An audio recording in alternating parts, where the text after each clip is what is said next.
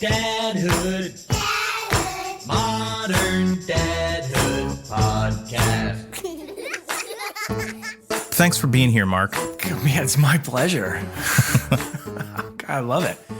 Thanks for the invite again. It's a standing invite for you. Almost 2 years running of a solid invite to these things. It's great. This is the Modern Dadhood podcast.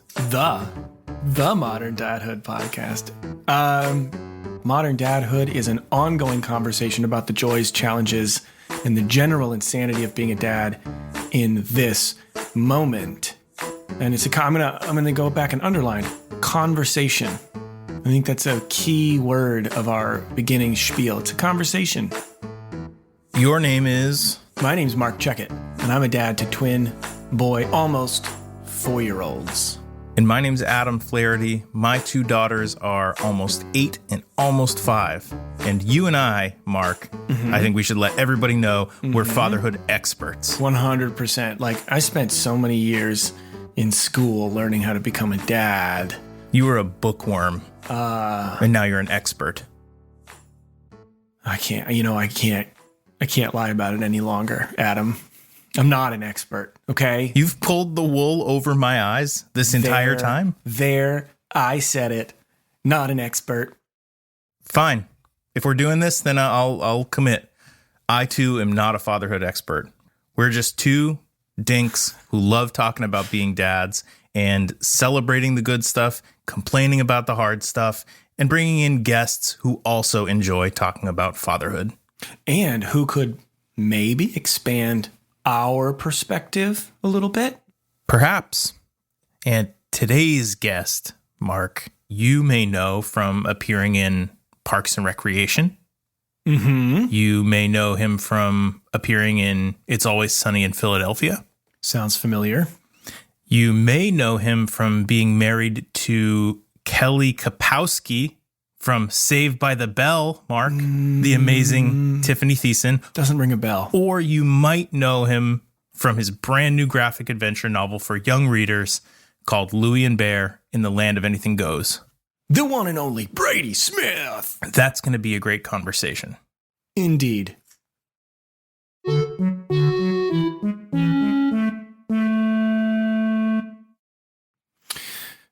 Do you ever read graphic novels? Is that a thing for you? You into that? Or do you like them word books? I actually, when I read, which admittedly is like not nearly enough, it's typically nonfiction.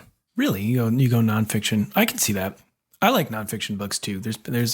I always sort of have one on the nightstand that I like to grab and just, but I love graphic novels. I think they're awesome. And I have, no one's ever diagnosed me with ADD or like ADHD, but I have sometimes a really hard time keeping a focus.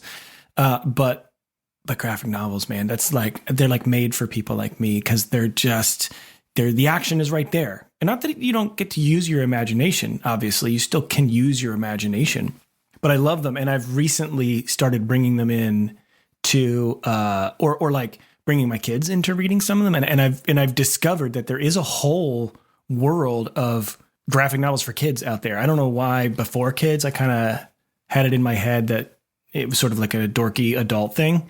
Like you're only going to see you're going to get like your Watchmen and move stuff like that. That's like definitely not at all for younger readers. But no, man, it's a whole genre, like kids, teens, all ages, graphic novels. And I am here for it.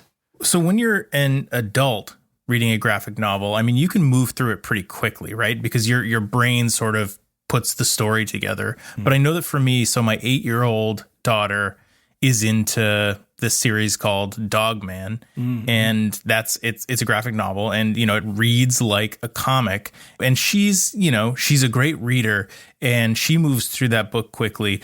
But I know when I try to read something like that to my 5-year-old, my instinct is to try to stop in between frames and sort of explain to her what's going on, or relate some of the nuance that you get from the pictures, in a way that she will understand. I know what you mean. There's a Because I don't like to do that with some of like the picture books. We talked about this with John Clausen, I think, because he has some spreads that are very stark. There are no words, there's nothing going on, but yet in the story, something really important is happening. I'm thinking of the page where like the fish who steals the hat finally makes it into the kelp forest where he can hide.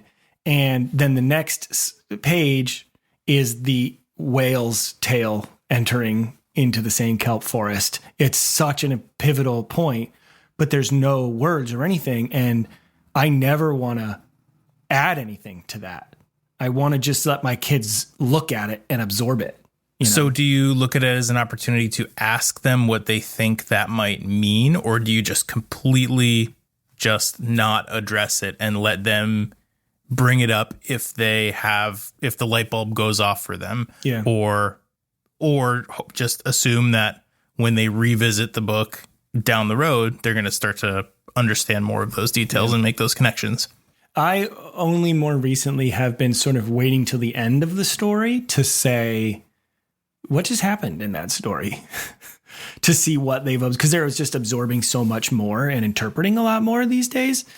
That's usually what I'll do. I'll still stay quiet. And it's funny because sometimes I'll be quiet during a spread because there's nothing on it, and we'll look at it. And one of my kids will say, read the words.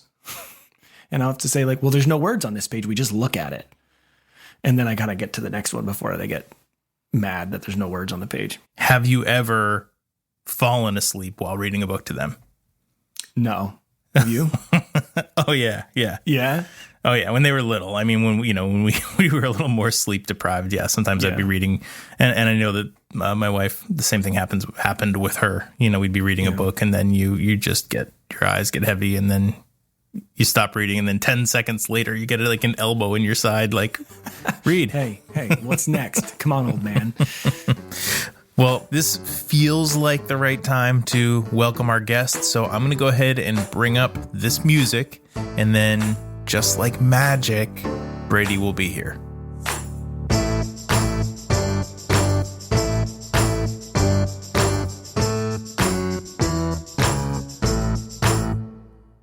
Brady Smith is a husband, a father of 2 humans and many animals, as I understand.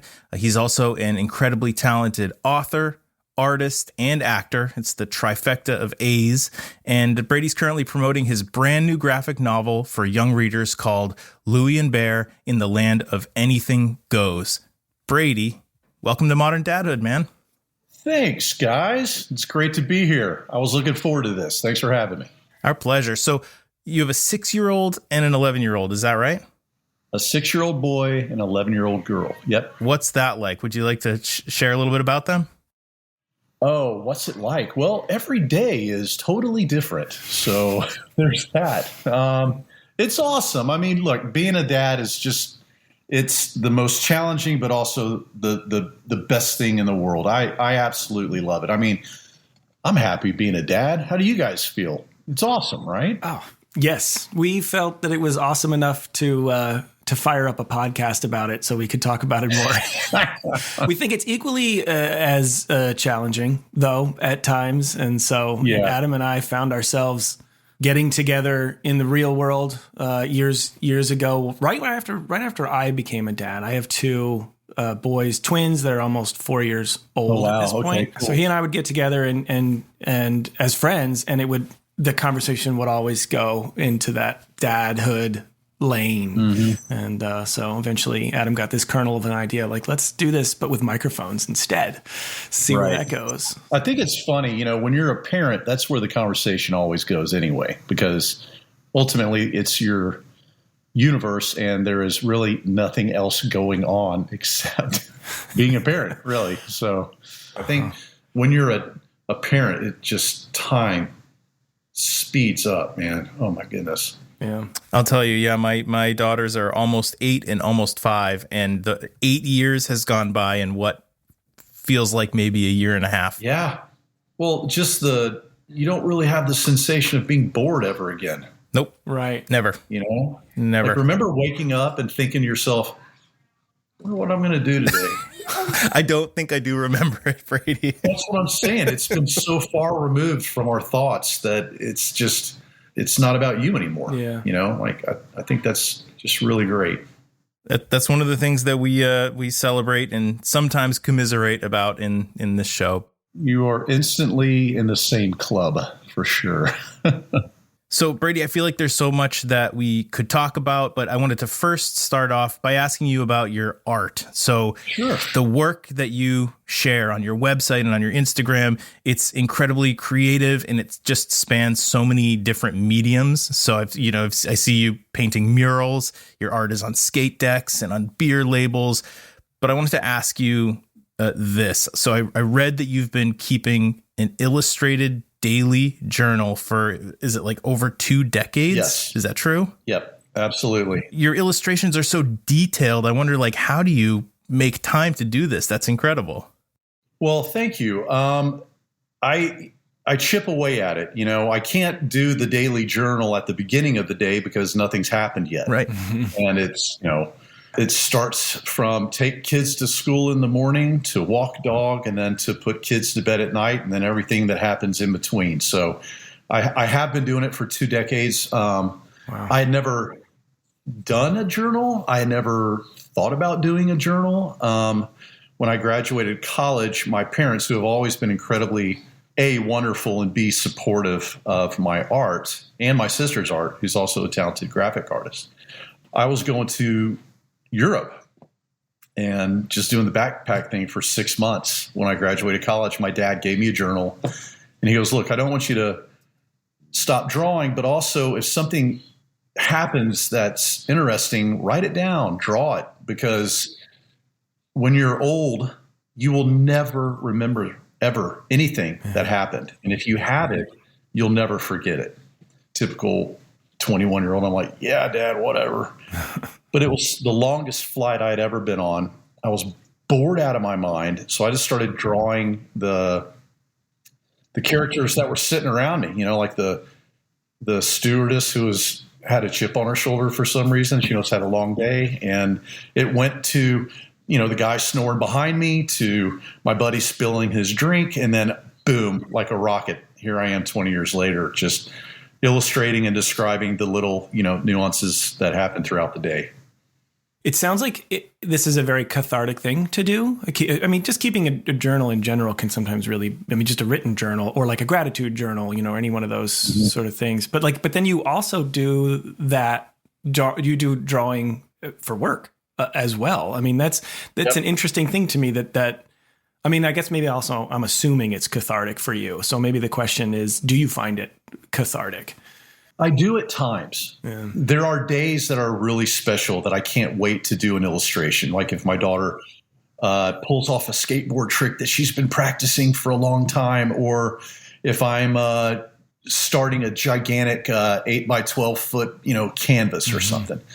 But, and you guys know this, most days are pretty, regular days. So those are the days that I have to be like, okay, I'm going to draw myself walking the dog again. Yeah. I'm going to draw myself eating lunch with my kids again. So there are certain days where I have to make myself do it. But I will proudly say that in 20 years, there has never been a day that I've missed. Man, that's astounding.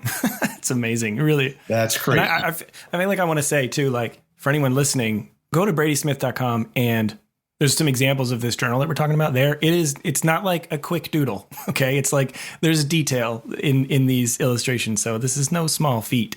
The neatest thing, and sorry, I keep going back to this, but the birth of our children, the day that I met my wife, the day we got married, the day she found out she was pregnant both times. Literally that entire existence of our children is documented. It's funny, yeah. In some ways, when you're living your life, the day-to-day seems unremarkable. But then when you have this collection that you can go back on, it just everything becomes so much more meaningful.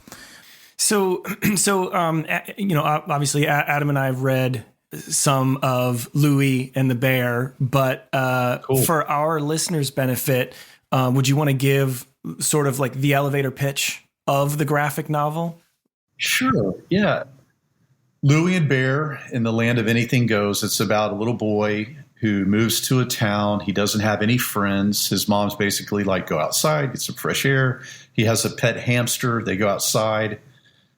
He falls into an intergalactic portal, and he winds up on this alien planet where he has been turned into what he was thinking about last on Earth.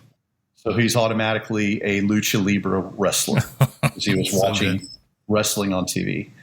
And now he's standing next to a bear, which turns out was his hamster, which also turns out that hamsters are always thinking about bears.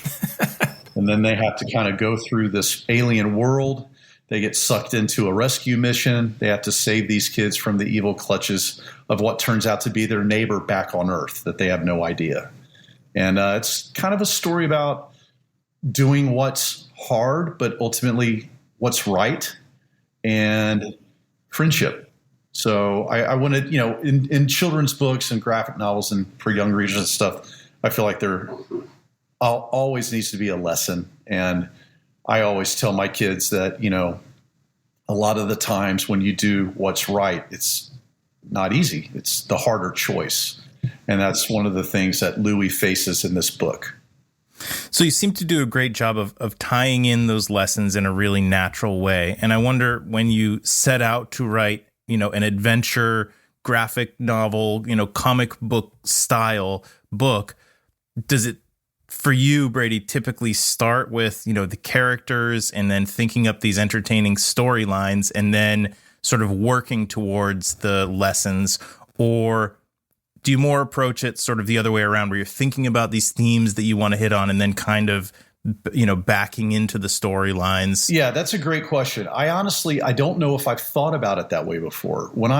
Anytime I start anything, especially, like a book for a young reader, I try to think about what the heck I would think is cool if I was that age. Yeah. What would grab my attention if I was, between 3 and 7 or 8 and 12, which is basically picture books and young reader graphic novels. So that's how it started, Louie and Bear, for me. I was like, Star Wars, Calvin Hobbes, what would be fun, and you have to, speak to that age group. So I came up with a story. I came up with these wacky characters that I thought would be silly and fun to draw and ultimately to read. And then the lesson kind of almost is an organic thing that, at least for me, has happened, where as I'm writing it and the kids get in these certain predicaments, like raising a child, right? When these predicaments come up and you have to, quote, get your dad on, I was just kind of getting my dad on to the characters. And that's how, this particular lesson evolved in this book. Yeah. So you mentioned Star Wars. Were there any other, graphic novels or comic books or things like that sort of influenced you maybe as a kid, or even when you started the process of this book? Was there anything that kind of, bubbled up to the surface that was inspirational to you? So I'm going to tell you guys a really funny story. Ooh. And I'm only prefacing it a really funny story because it's a pretty damn good story. Great. This is I'm great. excited. Yeah. Okay. And I know it's going to be hard to live up to if it's not, but I feel like you guys will Good luck. I think you guys will get a kick out of this. We're a tough crowd. Yeah. Here we go. I'm diving in. One thing about me that my wife loves to remind me about me is that I'm like a Labrador retriever, right? Like my tail's just shaking. I'm just kind of happy to be here. Now, that being said, I'm also a very spontaneous ants in the pants type guy, according to my elementary school teachers. So we did You're Missing It, which was my wife and I, we collaborated on our very first children's book. It came out in April of 2019. And through that, my wife had actually done a cookbook. And my mom was an elementary school librarian, and she'd always wanted me to use my art to do a children's book. I never felt like I really had an idea that was, up to par. So then cut to Holt, our son, is about 1.5 years. I'm in our yard, and I'm doing the one-handed push. I'm pushing him in the swing with my right hand. I'm looking at my phone with my left. And my wife opens up the kitchen windows and screams at me across the yard, "You're missing it." True story. That's the title of the book. Yeah. A light bulb went off in my head. I was like, wow, this is very relevant. This is a good lesson. I went into my studio. I very amateurishly got 8.5 by 11 typing paper like a kid back in, 3rd grade. You staple them together, you draw, you make a book. And I brought that to my wife, and I'm like, what do you think of this? Oh, wow. And she's like, it's adorable and it's relevant. And I'm like, sweet. And I'm like, give it to your literary agent. She's like, my literary agent doesn't do children's books. He does cookbooks. And I was like, well, he's the only literary agent we have. So what do we have to lose, right? She was like, you know what? You're right. She sent it to him. And I don't want this to sound like I'm tooting my horn. It's what happened. He emailed back and he goes, I love this. I want it to be my first children's book. I'm going to send it out to publishers. We'll see what happens. 3 days later, we have a bidding war on our hands. Far out. Yeah. Write the book comes out. My wife and I do the book tour. We're traveling together. We haven't done that since, without kids, since we've had children. Yep. And it was just a lot of fun. And our agent came in town. She's in New York. And she's like, what's your next idea? And I'm like, I have a bunch of children's books ideas. And she's like, I would like you to consider doing a young reader's graphic novel. I had no idea what she was talking about. I mean, I wasn't, my kids weren't at that age at the time, so where I had been introduced to graphic novels for young readers. So I didn't really know. And she told me a little bit about them. She's like, something like a Dog Man or just something fun like that. And I was like, oh, okay. Dinner continues. The next day, I'm in my studio and I'm just kind of pondering, the young readers' graphic novels. And then I was like, Dog Man. Dog Man. Wow, there might be something to this, right? Mm-hmm. So I spend 2 weeks of my life writing Dogman. Oh, shit. Coming up with the world, the universe of Dogman, the creation, the characters, everything. Yeah. And then I write my pitch, and then I perfect my pitch. And I spent 2 weeks doing this, not telling my wife what I'm doing, right? Like, I'm going to surprise everybody. I send it to my agent, and she immediately responds, ha, ha, ha, ha. This is hilarious. I am not only impressed by this joke, but the extent that you went with this is so detailed. You really committed, Brady. Yeah, you committed to it. And I'm reading this. I'm like, what the heck is she talking about? And then about a second later, my wife comes in, and she's looking at me. She goes, oh, my God. I go, what? She goes, you really have no idea. And I'm like, what? She goes, do you know about Dogman? And I'm like, what I just sent? Did you like it? She goes, oh my God, it exists. It's like the most popular thing on the planet at this very moment. You have never, you need to research. You need to look at something. Google it first. Yeah. She kind of lovingly tore into me, and I'm like, oh, it does exist. Okay. So that was a very long answer to your short question of me getting into graphic novels. It was a mistake. The question is how does your Dogman compare to the existing Dogman? Adam, thanks for asking. Yeah. I mean, I'm obviously biased, but I think it's pretty darn good. Nobody will ever see it. Yeah. I mean, we live in this sort of we're always rebooting current ideas world. Who knows? It could work. The serious answer to that question, I went back to the drawing board, and I basically stared at my wall and went on lots of walks. It eventually appeared, and I just kind of ran with it. I mean, I was learning as I was going. And there were moments where I had to walk away from my desk because I was like, I think every artist does this. At least I hope I'm not the only one. But, there were moments where I'm like, is this really good, or is this the worst thing that's ever been done by a human being in the history of mankind? what am I doing? Yeah, it certainly goes. These projects go through phases. Marc and I are both in creative fields. Marc's an art director, and I'm in video production. So we both certainly have that same experience of so focused, so intently on something for weeks or months at a time, and you just can't look at it objectively anymore at a certain point. Exactly, yeah, it's almost like you have like a horse with blinders on. Right. You just it's all encompassing. I have to. My wife would knock on the desk and be like, "Come up for air. You got to come up for air." Yeah. Take a breath. I think probably each week, at least once a week, I create the worst thing that any human's ever created.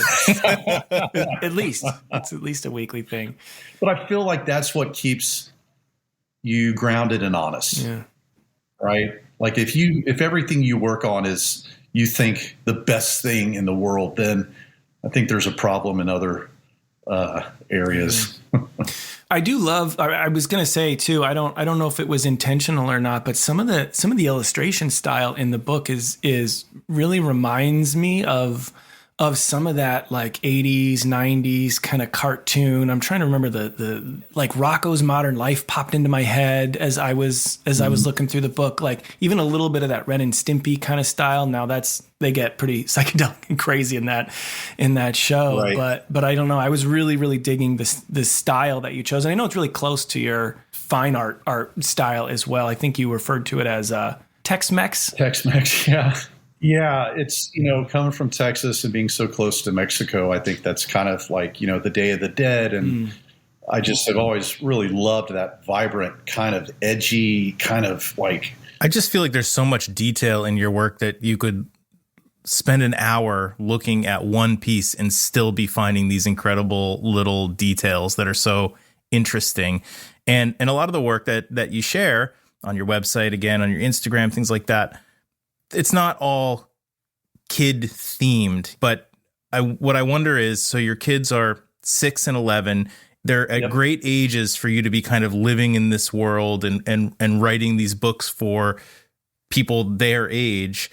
Can you see yourself in 5 or 10 years from now still creating work for kids, or do you see that kind of evolving as they grow older and as you change as a dad? Wow, that's an awesome question. Man, I don't know. As I'm about to turn 50 at the end of this month, which just blows me away. However, as a middle-aged dude, when I'm doing these books, I have to make myself not think like a 50-year-old dude. Right. It's a conscious effort on my behalf. There's a lot going on, right, in the world right now, and making sure our kids are safe, and just the little things that are monumental are always in our minds because we are parents and we want the best for our loved ones. So when I do sit down and draw, I have to kind of escape from that realm of thought and jump into this other one, and that in itself can be a gift. So. Right now, I'm in the 6 to 11 mindset. Maybe I'll be in a different mindset. I don't know. It's a great question. So your website says that you're actually working on a graphic novel series, right? Are we going to expect more in the adventures of Louie and Bear? Yes, it's a 2-book deal, and hopefully you can hear this. Knocking on wood that. It does well and finds its audience, and I do more. But the second book has been written, has been illustrated, is at Penguin right now, and it comes out in July. Great. And yeah, it's fun. It's like it picks up right where this one leaves off. Yeah. Well, there's certainly, what I've read so far is certainly a lot of fun. I can't wait to get the actual printed version, and of course I'm gonna collect them as they come out, so as long as they're coming out. Thanks, man. I appreciate that. It's the neatest feeling as the author. You get an advanced copy, right? You get to see the book before it comes out, and I never really thought about that. And then one day we get a package and I open it up, I'm like, whoa, it's the book. It's a real thing. It's like that with the other ones, with the children's books and stuff, but with Louie and Bear, I guess I just wasn't expecting it, and it just showed up, and I just opened it, and man, it took my breath away because it was just the perfect placement of the top of the box, and then you open it, and then bam, there was the cover. And I would be lying if I said I did not choke up and shed a tear. I mean, I full on did the, you know? That's awesome, though. Well, congratulations. That's well deserved. So dads, please check out all of Brady's amazing work at bradysmith.com. Follow him on Instagram at Brady Smith here. You can pick up Louie and Bear in the Land of Anything Goes, wherever you like to buy your books. We always recommend you go local if you can. You can also go to Penguin Workshop, their website. There's a link to purchase the book, and we would love it if you bought it through there if you can't get it local. Brady, is there anywhere else that we can direct our listeners to sort of keep a beat on what you're up to? No, I think you covered it, man. That was perfect. All of our best to your wife, Tiffany, and the kids. And congratulations on the book. Very excited to see the second one hit the shelves. So yeah, we just really appreciate the time and the conversation. It's great. You guys are doing a great thing, man. It's a really great podcast. So thanks for having me.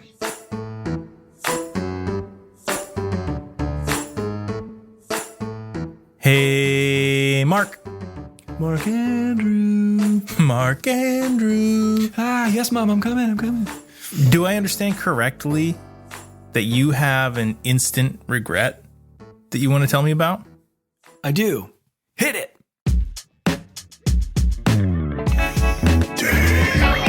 Instant regret. I just said something stupid to one of my kids. Instant regret. I wish I could take it back, but I can't. Instant regret.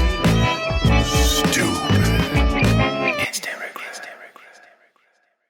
So here's my recent instant regret. As you well know, sir, the Checkett family has been a little under the weather collectively. Okay. All of us are a little bit exhausted and a little bit tired of, I'll say, sharing the same space as one another for this many days in a row without a break. So tensions are running a little high. Okay. And at bedtime the other night, we were getting to the point where we read our stories, and the boys keep all the books in their closet. Usually the routine is we open the door, turn the light on in the closet, and we say, pick your book. And a lot of times they kind of both run in there together, and there's sometimes a little bit of a brotherly scuffle, and then they come out with their books. But everybody was, as I said, like agitated, you know? So we were trying to, you go in and pick your book. You come over here and we'll get your PJs on, and then we'll switch. They just were not following directions. And when the one went in, the other one like ran over to like fumbled over me and Jamie to get to the door to slam the door and shut him in the closet, and went to like flip the lights off, which power move. Kind of a, yeah, it's kind of a funny thing to do. It's hilarious. But they were so beyond tired and at the end of their, rope, and so was I. And when I saw him reach for the door and slam it, I just kind of like grabbed his hand and redirected him and like spun him around. And as I did, I said, "Don't be a douche." And I literally had I just grabbed his hand, I pushed him, my eyes are closed, and I just, in an exasperated, "Don't be a douche." I can see myself doing that. And just I can see that coming out. Yeah. I don't even know if I intended to say it out loud, or if it was one of those things where my brain was trying to just think it, but all my wires are all crossed and I'm tired, and I just said it out loud. And I just immediately was like, oops, that's definitely can't explain yourself example. Out of that one. No. So, in a moment of exasperation and annoyance, I called one of my kids a douche to his face. Did the word resurface at any point? No. That's a miracle. Which is, it's definitely that's not a word that they've ever heard before. And usually when you say a word, especially when there's emotion behind it, like the way that I did it, that usually sticks, and they usually try it out. as soon as they can. But I think to me, that was a sign that we were all like, nobody was listening to anybody. And everybody was on some weirdo, I'm tired, I've had a fever for 3 days kind of brain wave that it went out into the ether and it dissipated, luckily. But man, it was one of those where like I broke out in sweat right away. Like, that was not the best thing to say. Yeah, you have one of those moments where your brain's like, what do I do? Did that really just happen? Yep. That's great. You got lucky. That it just sort of blew over. I mean, who knows? Maybe I don't know. Maybe it rooted deeply into one of their minds and it'll come out, but nothing yet. Right. Yeah. That's really good. Yeah. Don't be a douche.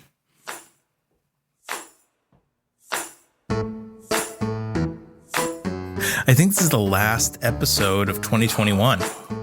Oh, man. I didn't get you anything.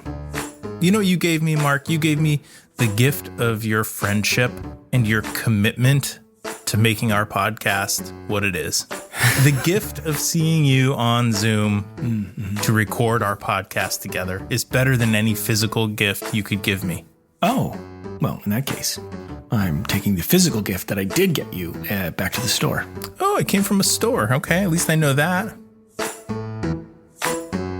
Listeners, you can find us at moderndadhood.com, Apple Podcasts, Stitcher, Spotify, Amazon Podcasts. Give me another one. Quick. Oh, Christmas pods. That's right. Santa Pod. Wherever you listen, please subscribe to the show. And if you're feeling up to it, give us a quick rating, a review. And it is the Christmas season, so give us the gift of telling your friends about the show. You can find Modern Dadhood on social media platforms such as Instagram, such as Facebook, such as YouTube. There are plenty of t-shirts and dad hoodies available to purchase on our website, moderndadhood.com. I have to say, though, if you order one now, I can't guarantee that you're going to receive it for Christmas, but maybe. If you've it's worth a try. If you've been a good little boy or girl. You can always email us at hey@moderndadhood.com if you have ideas for the show or topics or guests that you'd like to hear on our podcast. Or if you just want to tell us hello. If you want to say, shut up, Mark. If you want to sort of write in and say, you're not my dad, then that's fine. You're not my dad. Hey, thank you, by the way, to Casper Baby Pants, Spencer Albee, for the delicious music that you hear throughout the show. Did you know that music can be delicious? Did you know that? Thanks also to Pete Morse at Red Vault Audio for mixing our show. I can only check him out, by the way, at redvaultaudio.com. Oh, he's on He the does internet? far more than podcasts. You know, I've recently seen a picture of his in-home studio, and it's impressive. Yeah, I mean, it's the real impressive. deal. He put a lot of thought and planning and money into it, and it's an amazing studio. It ain't no chop shop, you know? Also, thank you to our wonderful guest, Brady Smith, for being on the show with us. Lastly, I want to take a moment to personally say thank you to you, not you, Mark, to thank you, the listener, because you really are such a big, important part of this show. And I personally, and I think I can speak on behalf of you, Mark, we're so grateful that you are part of this journey with us. And we hope you have a wonderful holiday. And friends, we'll see you in the new year.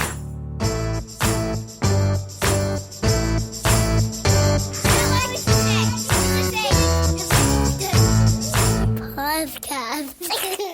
Just a modern.